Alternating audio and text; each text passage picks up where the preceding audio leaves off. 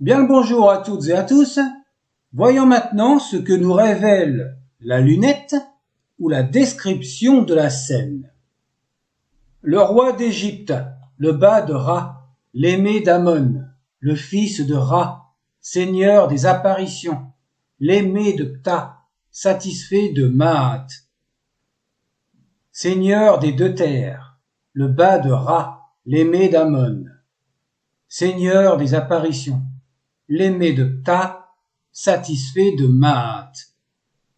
Celui d'Apollinopolis Magna, Khonsu, le parfait et satisfait, Mout, maîtresse du ciel. Amon-Ra, roi des dieux, seigneur du ciel, souverain de Thèbes, prends ton cimeterre pour devenir vaillant sur chaque terre étrangère. Amon-Ra, maître des trônes des deux terres, celui qui préside Karnak, reçoit le cimeterre sur chaque terre étrangère, réunie en un seul lieu. Voyons maintenant les lignes 1 à 6, c'est le début du texte de la stèle.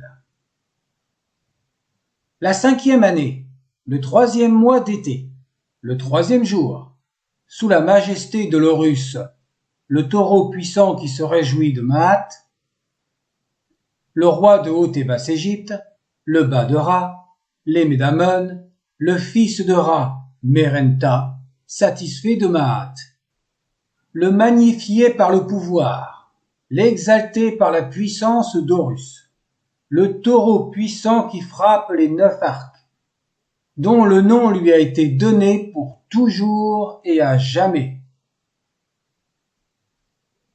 On relate ses victoires dans toutes les terres, afin que chaque pays le sache à l'unisson et que l'on puisse laisser voir la perfection de ses œuvres. Le roi d'Égypte, le bas de Ra, l'aimé d'Amon, le fils de Ra, Merenta, satisfait de Maat, le taureau, maître de la puissance qui tue ses ennemis, le splendide sur le champ de bataille du courage, quand son attaque fut un succès.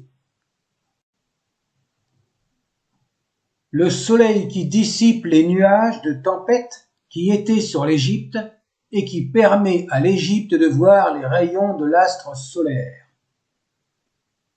Qui a enlevé la colline de cuivre du cou de l'humanité afin de donner le souffle aux gens qui étaient enfermés,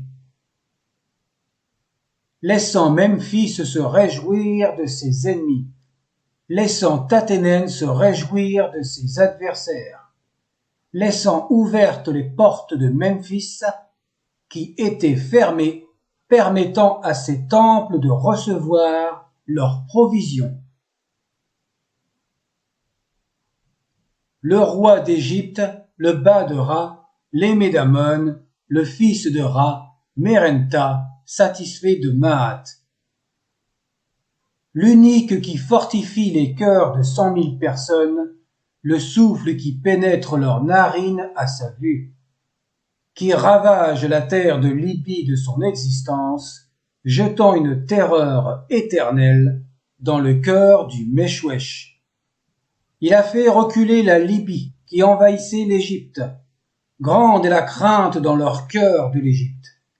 Leur garde avancée, ils l'ont abandonnée. Les jambes n'ont pas résisté, excepté pour fuir. Leurs archers ont abandonné leurs arcs. Le cœur de leurs coureurs s'est affaibli du déplacement.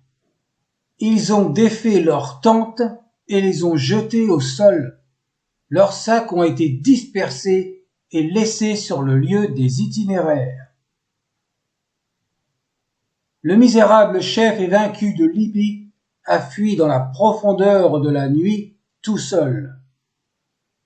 Aucune plume sur sa tête avec ses jambes piétinées. Ses épouses ont été enlevées en sa présence. La farine pour ses aliments a été volée. Il n'avait pas d'eau potable pour le préserver. Le regard de ses frères était féroce, prêt à le tuer. Fin de la vidéo. Dans la prochaine, ce sera les lignes 7 à 17. Ciao!